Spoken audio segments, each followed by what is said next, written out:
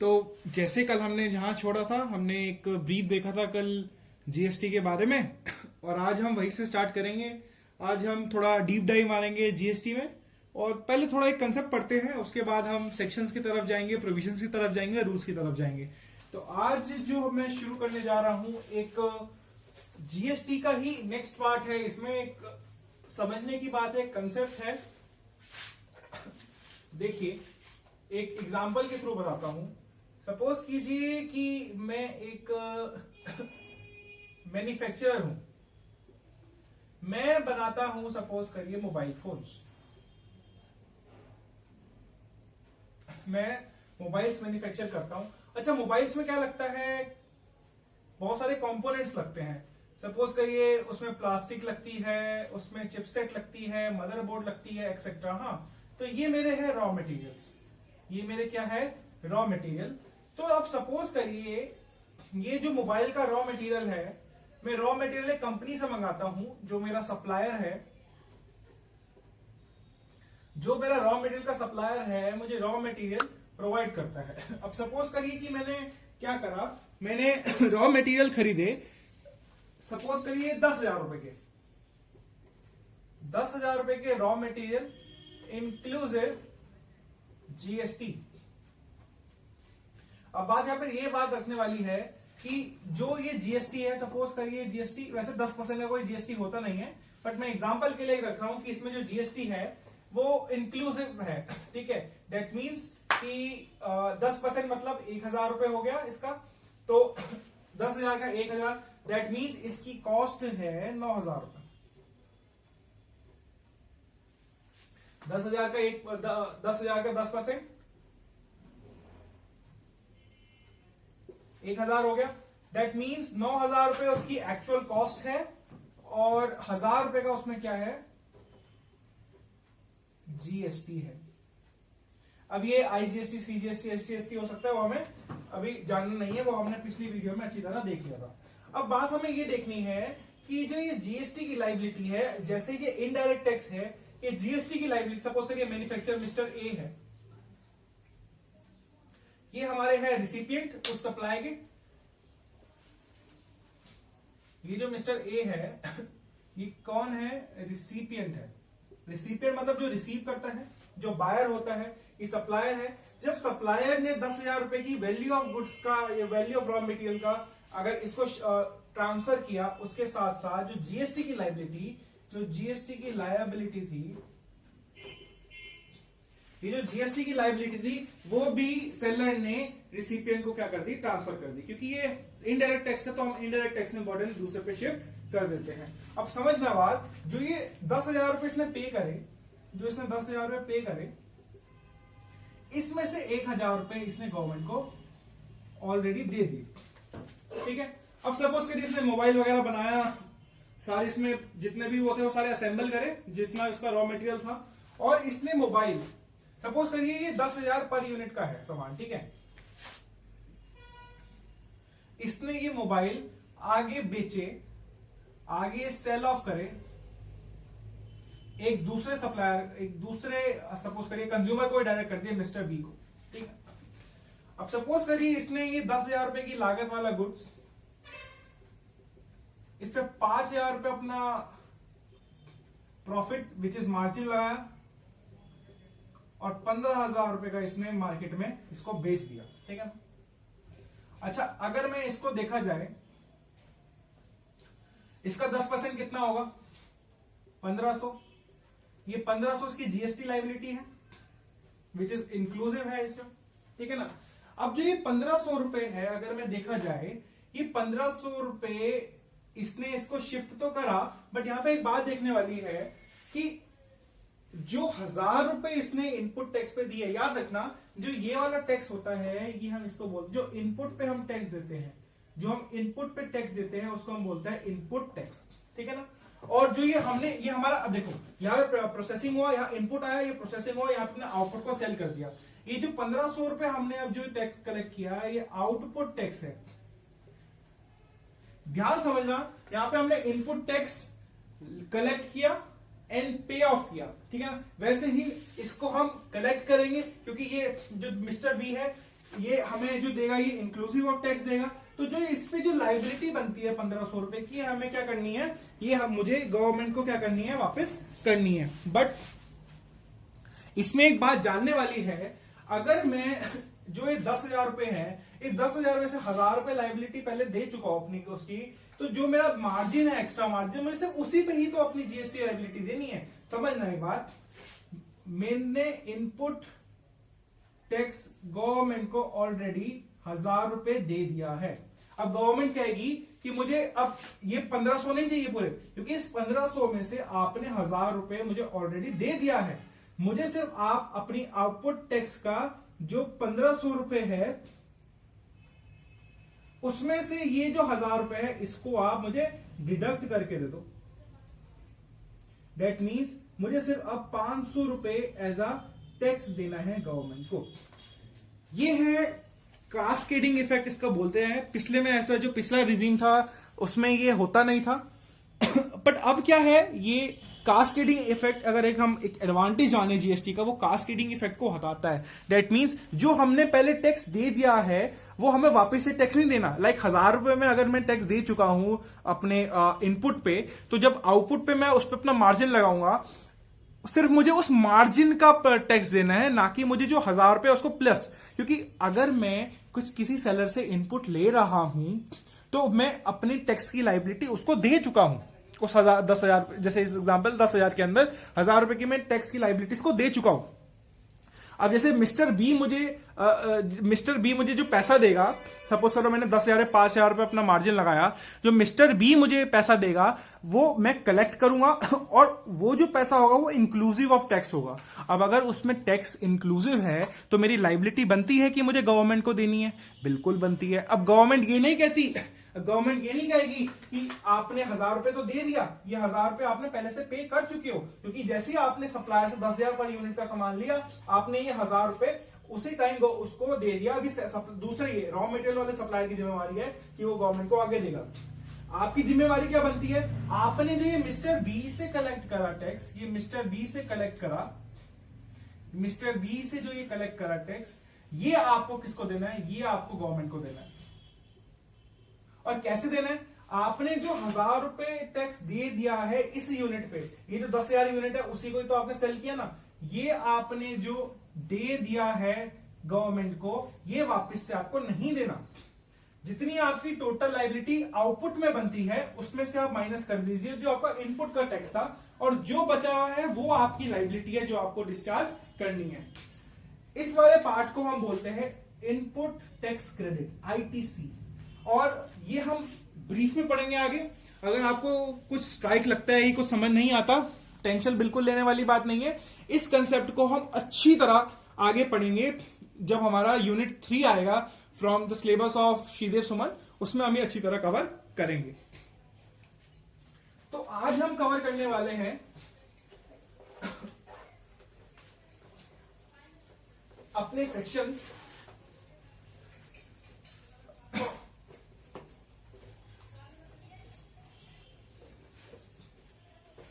तो जैसे कल मैंने बताया था कि आज हम शुरू करेंगे अपना यूनिट फर्स्ट, और यूनिट फर्स्ट में पहला सेक्शन है सेक्शन 22। अच्छा, यहां पे आपको बात देखने वाली है, अब हम कुछ रजिस्ट्रेशन के बारे में पढ़ेंगे कि रजिस्ट्रेशन कैसे होता है अंडर जीएसटी।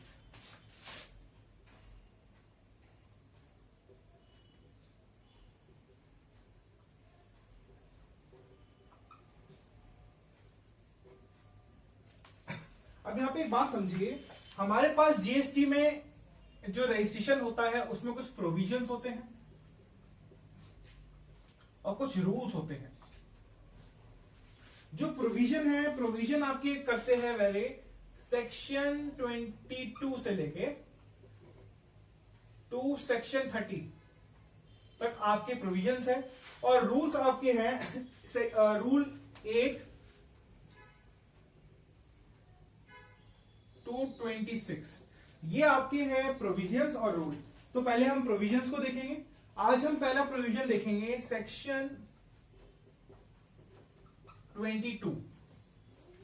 ध्यान से समझिएगा, सेक्शन 22 क्या कहता है रजिस्ट्रेशन अंडर जीएसटी में कि पर्सन लाइबल फॉर रजिस्ट्रेशन ये बोलता है कि पर्सन लायबल फॉर रजिस्ट्रेशन, किस चीज का रजिस्ट्रेशन? जीएसटी का रजिस्ट्रेशन। अब सभी को तो जीएसटी का रजिस्ट्रेशन नहीं चाहिए होगा, कुछ प्रोविजंस होंगे कि किन किन लोगों को ही जीएसटी का रजिस्ट्रेशन चाहिए, तो वो आज हम इसमें देखने वाले हैं। तो इसमें सबसे पहला आता है टर्नओवर का।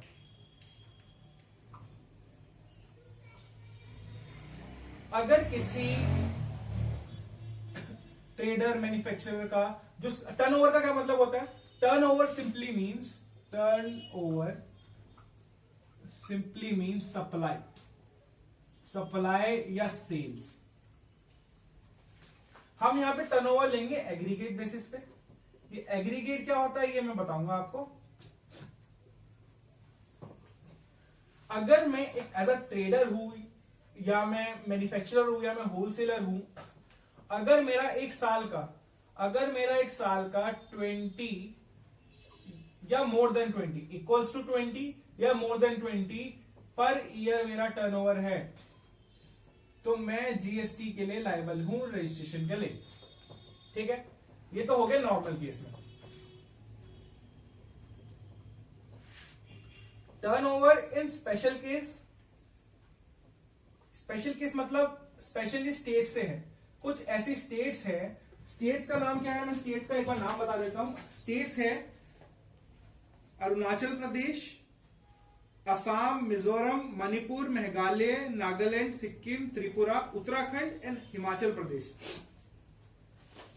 अगर ये आपकी ये जो स्पेशल स्टेट्स के मैंने नाम गिने हैं, अगर इसमें एक ट्रेडर आता है तो उनको 20 लाख पर, ये जो 20 लाख वाला है, 20 लाख पर ईयर सेल नहीं चाहिए, उनको चाहिए मोर देन या equal to 10 lakhs per year.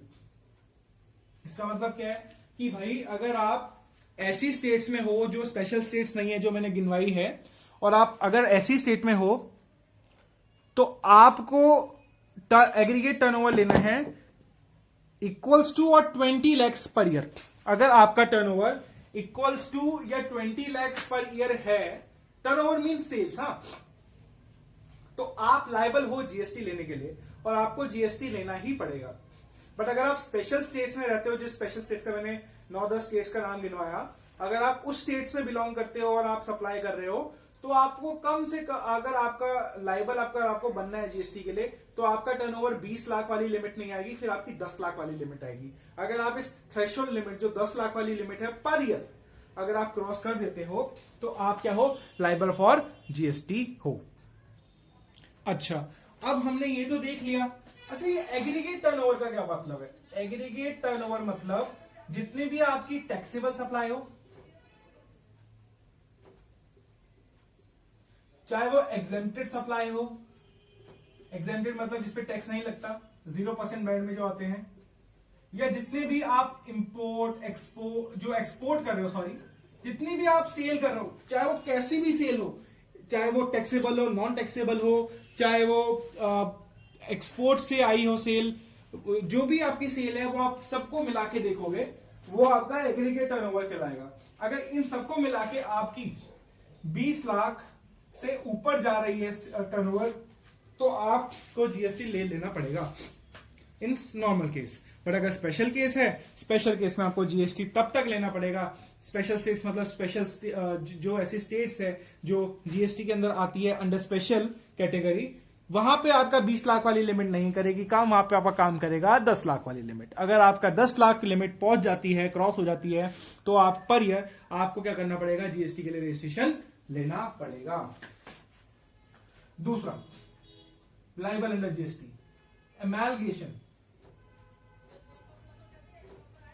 एमैलगेशन मतलब होता है जब दो फर्म साथ में जुड़ती है, इट्स एमैलगेशन। हाँ, अगर सपोज करिए एक कंपनी है या एक फर्म है, firm A and firm B, उनका अलग अलग जीएसटी चल रहा है, ठीक है, या जीएसटी भी नहीं है, अगर वो साथ में मिल जाती है तो उनको जीएसटी के लिए लायबल लेना पड़ेगा।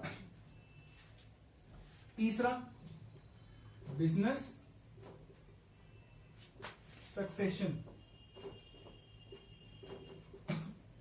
सपोज इस बिजनेस सक्सेशन में क्या है, सपोज करिए मिस्टर ए अभी काम कर रहे हैं एक फैक्ट्री में, एक उनकी फैक्ट्री है या वो मैन्युफैक्चरिंग कुछ कर रहे हैं।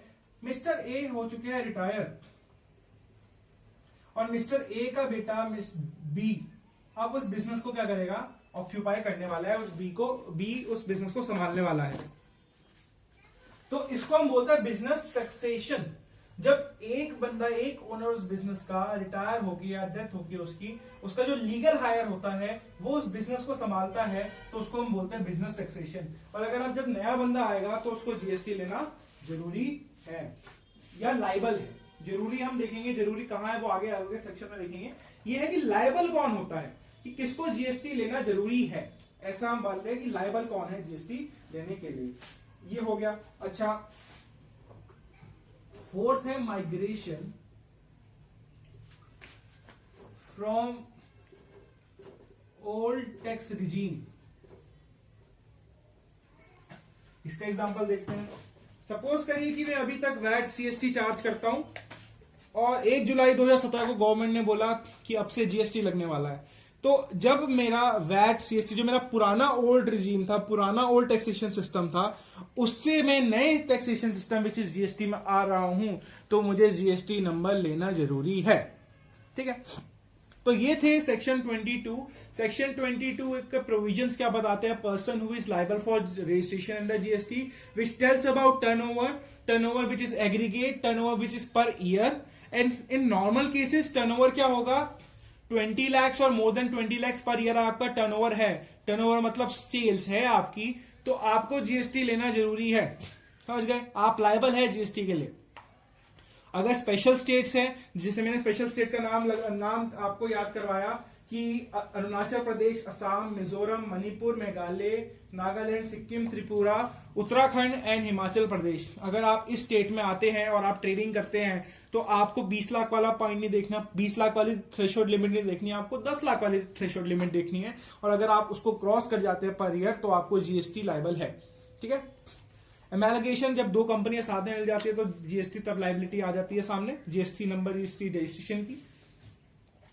बिजनेस सक्सेशन मतलब अगर एक लीगल हायर दूसरा लीगल हायर आ रहा है तो उसमें पैन कार्ड, अगर पहले से जीएसटी है तो पैन कार्ड चेंज होगा, तो उसके लिए आपको रजिस्ट्रेशन करवानी पड़ेगी नहीं, या दूसरा अगर बिजनेस हायर दूसरा आ रहा है तो रजिस्ट्रेशन तब भी जरूरी है।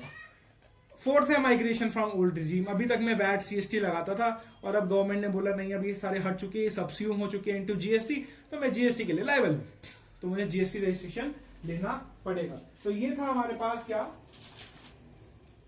सेक्शन 22। अब हम करने वाले हैं सेक्शन 23। सेक्शन 23 देखा जाए तो बहुत छोटा सा सेक्शन है।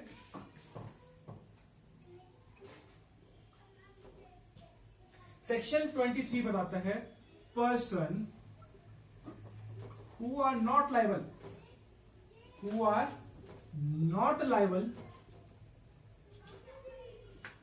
for registration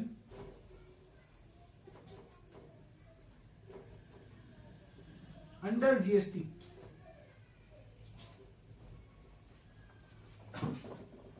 वो पर्सन जो कि लायबल नहीं है फॉर जीएसटी। ठीक है, वो कौन से होते हैं? पहला है जो एग्जेम्प्टेड सप्लाई करते हो।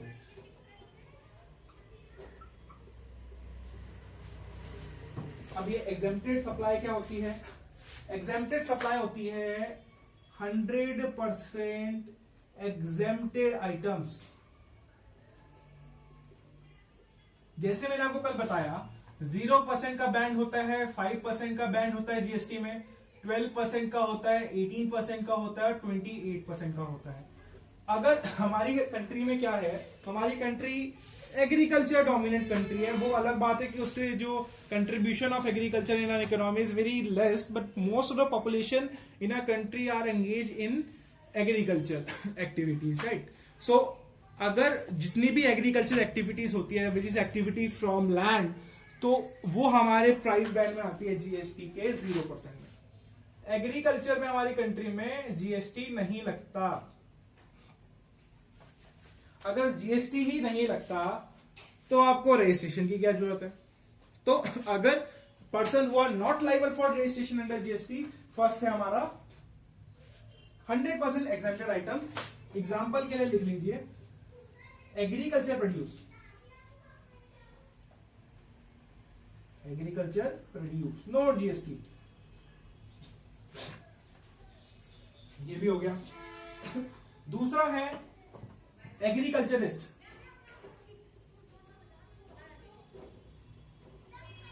एग्रीकल्चरिस्ट कौन होता है? Agriculturist who is engage into the activities of agriculture, right.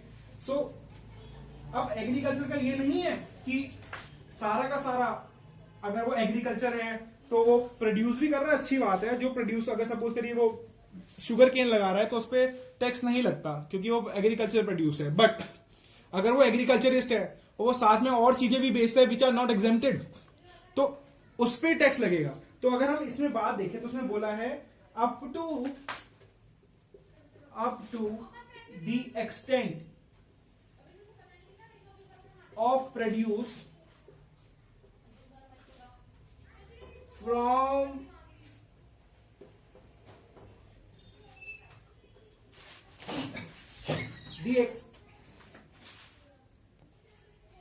तो एग्रीकल्चरिस्ट की एग्जेम्प्टेड कब तक होगी जीएसटी के अंदर?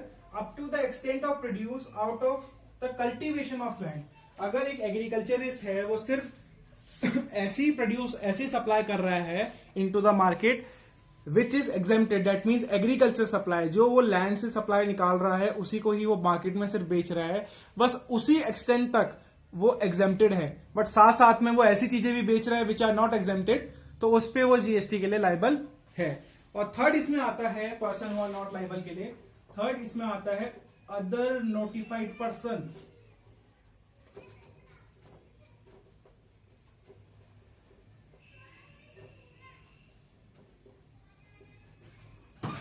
गवर्नमेंट टाइम टू टाइम बताती रहती है यार कि ये जो कैटेगरी है, ये जो आपकी पर्सन है, ये वाली कैटेगरी वाले, ये इनके पास इतना वो नहीं है कंप्लाइंसेस फेस करने के लिए, या ये इतनी बोलते ना डेवलप नहीं हुई है ये वाला सेक्टर, तो इसको क्या करिए, इसको आप टैक्स के रेजीम से बाहर रखिए। तो गवर्नमेंट इसको ये बोलती है। तो ये था हमारा सेक्शन 22 एंड सेक्शन 23। सेक्शन 22 वापस से मैं एक बार रिवाइज कर देता हूं। Person who is liable for GST, registration of GST which tells about turnover, aggregate turnover. अगर 20 लाख और more than 20 lakh per year है इनटू नॉर्मल सिचुएशन तो आप जीएसटी के लिए लायबल है। और अगर स्पेशल स्टेट्स में अगर आप बात आती है, जो मैंने अरुणाचल प्रदेश, मिजोरम, त्रिपुरा, नागालैंड, उत्तराखंड, हिमाचल प्रदेश एक्सेट्रा, ये 10 जो स्टेट्स है, अगर आप इसमें फॉल करते हैं तो आप 20 लाख वाली लिमिट नहीं लगेगी, आपके पास 10 लाख वाली लिमिट लगेगी। इसके बाद अगर आप देखिए, आपके एमलगेशन आता है, बिजनेस टैक्सेशन आता है, माइग्रेशन आता है।